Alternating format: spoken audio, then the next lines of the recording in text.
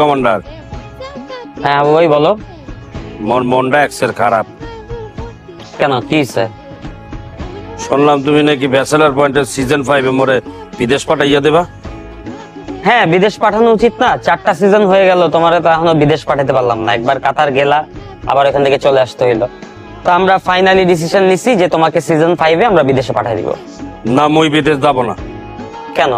আমরা তো সবসময় দেখাইছি যে হাবু ভাই বিদেশে যেতে চায়, হাবু ভাইয়ের স্বপ্ন বিদেশে যাওয়া।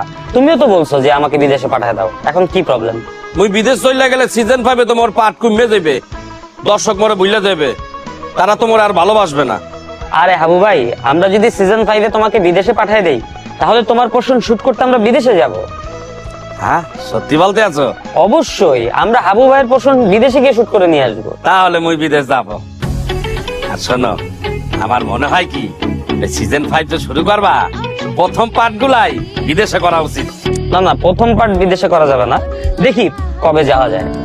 না, যদি তা না করো তাহলে মই কিন্তু 3-4টা দেশে যাব।